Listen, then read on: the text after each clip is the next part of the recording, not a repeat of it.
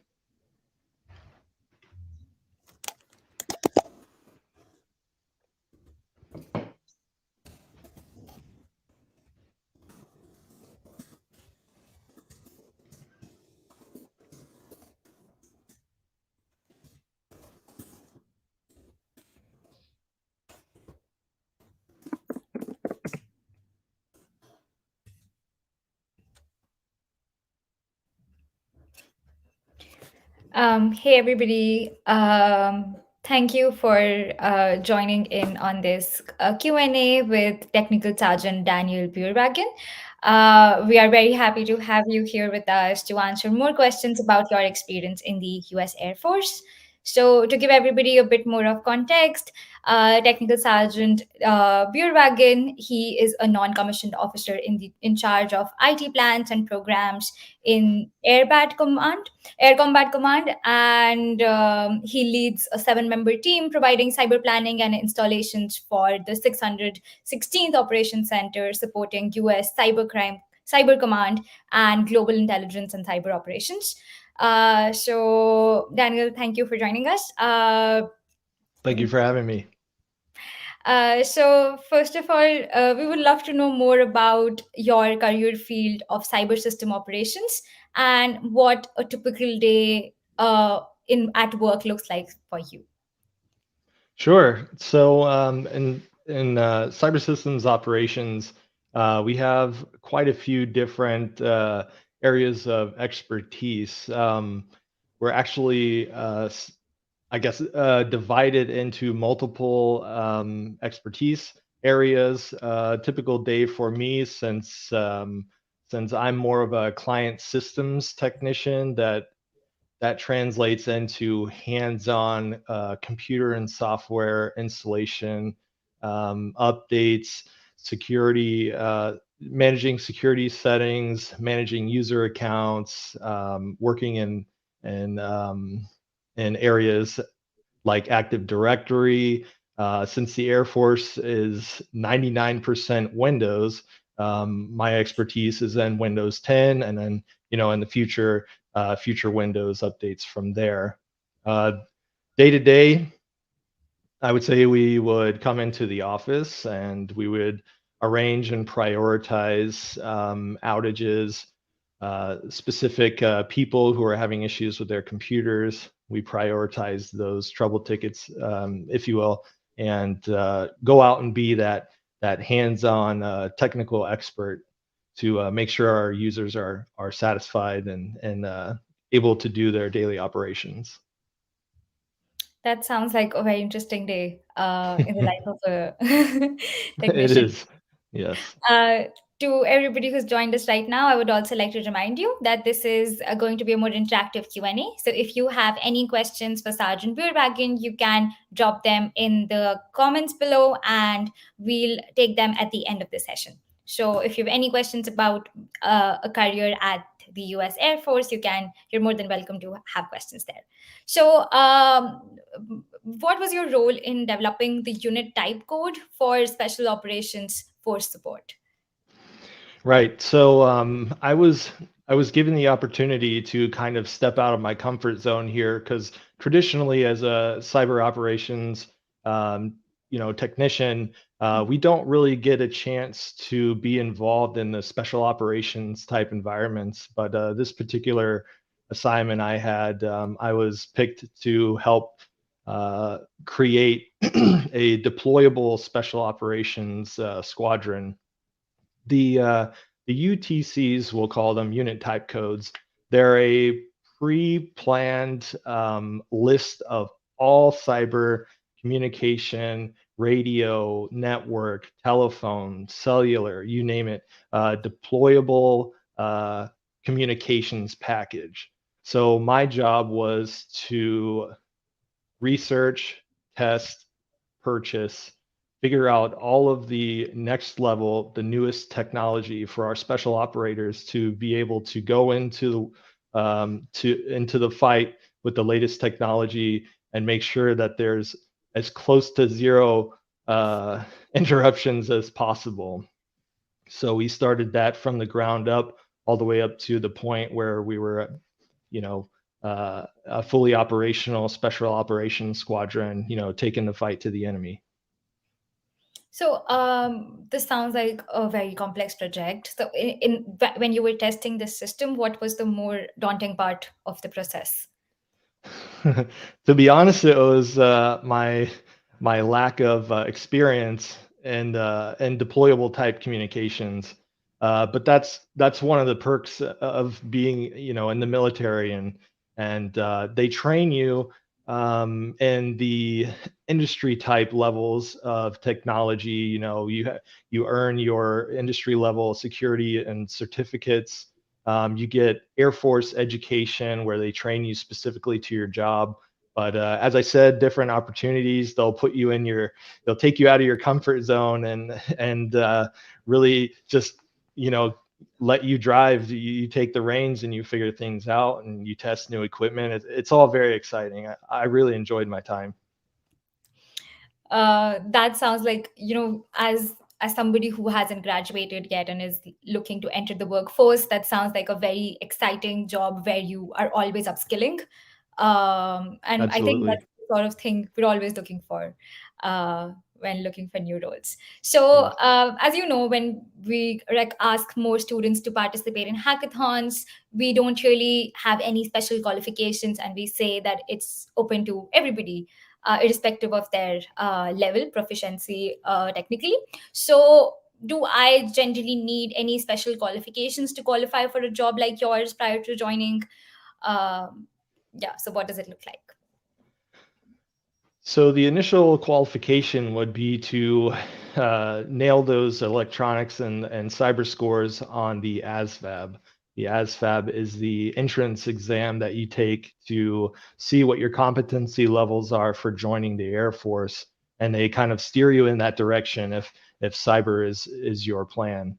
The great thing is it's not a specific type of technical question. They just want to kind of give a feel you out, kind of see what your aptitude is for electronics, technology, and cyber. So even if you only have an interest, you could probably do, very well on the exam and start your career toward being a cyber airman. And what's even better is that after you graduate basic training, they take you to the tech school to teach you all your technical skills to be proficient in that career.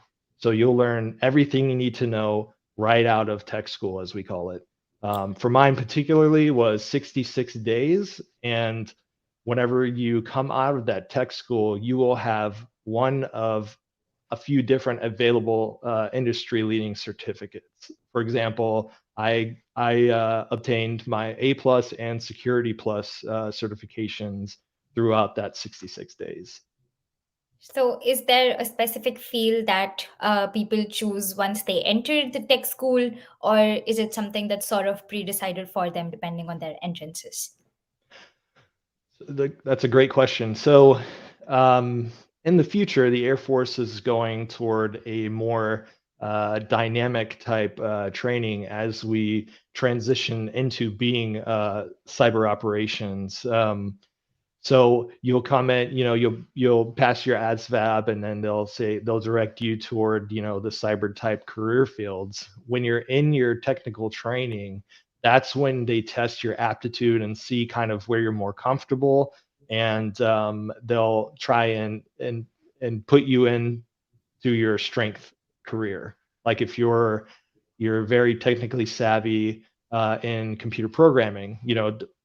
Probably doesn't matter even which language you're learning, but they will try to steer you in that direction, and so on and so on. Cybersecurity, things like that. Okay. So, usually when people prepare for the ASVAB exam, how long of a preparation does it take for them to get familiar with it, given that they don't have a very technical background beforehand, but have an interest in the field?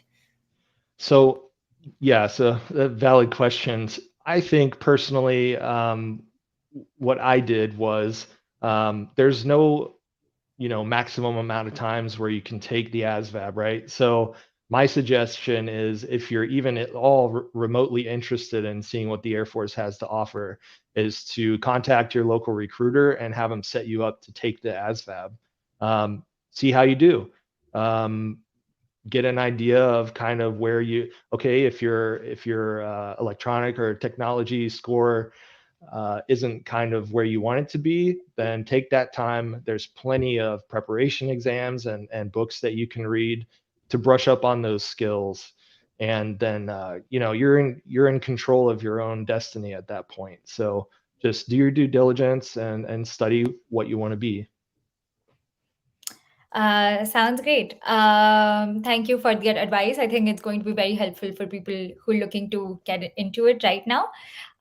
So you mentioned the certification in your tech school that you achieved in 66 days. So during your career, are there other certifications that you earned while being in the information technology plans and programs? Yes, so this is another leap out of my comfort zone to be an IT project manager. I I I kind of went on my own to obtain these certifications, which include ITIL for fundamentals, as well as the CompTIA Project Plus. And right now, I'm continuing to study for my project management professional certification. So it's always good to continue to improve on your expertise, and don't feel like just because you're a network guy that you can't get certifications in other IT fields, because in most cases that we can get funding to send you to those boot camps, or at a minimum. So all of these trainings and your experiences in your field, how have they helped you improve generally as an individual? Wow. So as an individual, going way back to when I was in high school, and our computer labs were, old computers and things like, I'm not that old, but I remember these times. We'd go into typing class. From my very first home computer, I knew that I wanted a career in something with computers. So uh, I've just been, I guess, a little lucky in my life to seize the opportunities that the Air Force has given me.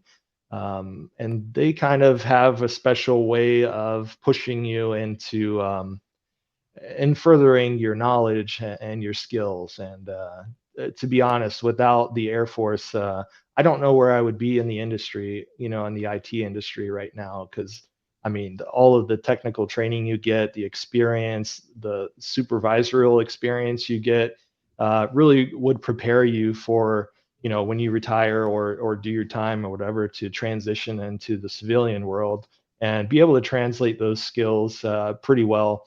And not to toot our own horns or anything, but Air Force cyber airmen are highly sought after. We have a very good skill set that plays well in the IT industry. So you also mentioned that you dived into the project management section, which was out of your comfort zone. So how is this experience different as that of a person who was working more technically in the IT department? So IT project management is definitely a more holistic approach to IT, from setting the plan to get, let's say, specific server installation, right? We have to have the expertise to know exactly what parts what pieces, the installation, the licensing, things like that, from the ground up. It can be it is very detailed, but it's it's amazing to be able to see the whole picture. Like I said, I'm not a network guy, and I'm still learning infrastructure and things like that. So every day has been a learning opportunity for me. I work with a great team, and I try to absorb as much knowledge as I can as we go. But yeah, it's been a great skill to learn. Um, that definitely really it sort of makes you think about like a more overview of what your department is doing than just maybe your task. Uh, Absolutely. Yeah. so when you started out, was a management role something that you were looking for, and did it seem like a natural progression, or did something change in between? So yes, so my degree is in IT management, which I obtained after joining the Air Force. Um, so I know, let's see, I've been in almost 18 years now, so I'm retirement eligible at 20 years, right? So, not that I will retire at 20 years. You have the choice to go longer if you like. But it's nice to be able to set yourself up, and match your experiences with your degree level, and get that real life experience as you're possibly looking to transition outside of the Air Force. So it's it's really been great for me. I have no complaints. So, what advice would you give to somebody who's interested in pursuing a cyber related career in the US Air Force? My suggestion is go for it. I mean, there's really only one way to find out. I understand, the military lifestyle isn't for everyone, but to be honest, there's experiences that you can get that nobody else can even come close to. The we have funding to get the training that we need. It's kind of, you just kind of learn at your own pace, or you could learn as quickly as you like. Um, so I guess my my just do it. I don't know. Just go for it. You never know what you can't do until you find out what you can't do. So So, do you have any other resources where we could find more information about your job and maybe those similar to yours? sure. So the airforce.com was is a great source there. They have a specific page for the hold on, let me I wrote it down here just a moment. Uh,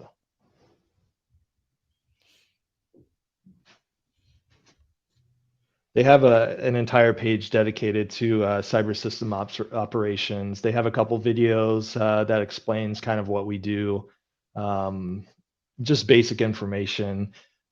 If you're able, I would reach out to someone that you know in the industry, or even better, an Air Force member in the cyber community. They can really tell you in detail, what we do day to day, and just expand your networking, social your social networking. That's true. I think networking really always helps to understand more about different industries, different jobs, and you get to know more people in the process. You mentioned that you've completed 18 years and you have 2 more years, and if you wanted, you could retire then. Not that you're going to. But what do the next steps look like for you in your career, and like what does the future hold for you? Uh, who knows? As long as the Air Force will keep me, I'm gonna keep going. Like I said, maybe I'm fortunate. I've really enjoyed every day and every year that I've had in the Air Force. But someday, my chapter will end, and I'm hoping to continue my career in the civilian sector as a project manager. So any industry in particular that you would be interested in? Hmm. That's a good question. Uh, cyber cyber project management, IT, um, maybe keep my roots in government, you know, with working for the military and as a civilian. Definitely. Okay. So thank you, Sergeant Bierwagen. These were all the questions I had for you, but it looks like we have a number of people in the audience with their own questions. So I'll just bring them up on the screen. We can look at them as we go. One user asks if a non-US national can join the US Air Force in any way. So I'm not an expert on this. I know Air Force recruiters would have a much better answer, but I believe that you have to be or obtaining U.S. citizenship to serve in the military. We have another asking if the certifications were paid by the school. So CompTIA Security Plus is paid for by the school. And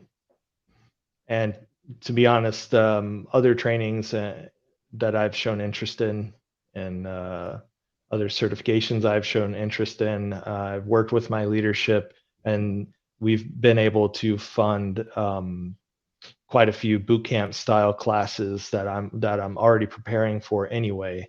And there are multiple channels that can help you pay for your testing vouchers as well. So So yeah. the different certification courses that you took, they were paid for by the Air Force or by your training schools. Yep. So Security Plus, you get right out of training school. My further certifications were after I'd gotten to, my future duty assignments and things like that. You just work with your leadership, and as long as you're doing the things that are required of you, and you show, the aptitude for learning more, then they got your back. That sounds great. To more people who've joined us, if you have any questions for Sergeant Bierwagen, you can drop them in the chat and we'll be happy to pick them up and chat a bit about it. So go now on the Twitch chat, YouTube chat, whatever you're using right now. I'm happy to answer any Air Force or cyber related questions. Yes.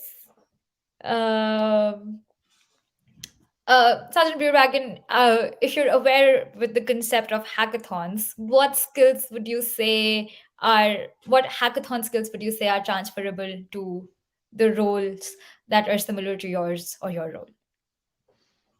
So as I read through the Major League Hacking website, the the idea based around the hackathons, I believe every skill is transferable into some sort of career in cyber in the Air Force. We have programmers, we have software programmers, we have cybersecurity, we have engineers. The list goes on and on. I honestly think that if you're already doing these things in hackathons, then I mean the Air Force would be lucky to have you. Well, that's a sign for all our hackers there that you already have a bit of what it takes to join the Air Force. So I'm dropping the link that Sergeant Bierwagen talked about in the beginning, a link for you to find more resources about the position. So make sure you check that if you want to know more. Thank you again for your time. I am so happy that you took the time off and answer questions about your job. It's It's my really pleasure. helpful for us. Okay, we have one more question. Okay, I think this is more cybersecurity focused. Does the Air Force have some sort of penetration testing or red teaming role? So I can't really get into much detail on that, but yes, cybersecurity is a vital role in becoming an Air Force cyber operator. 100%. Well, I guess that answers the question of our hacker here. And again, thank you so much. And I guess we will be ending this now. Absolutely. Thanks so much for having me. It's been a pleasure. It's been a pleasure having you. Bye. Thank you. Bye.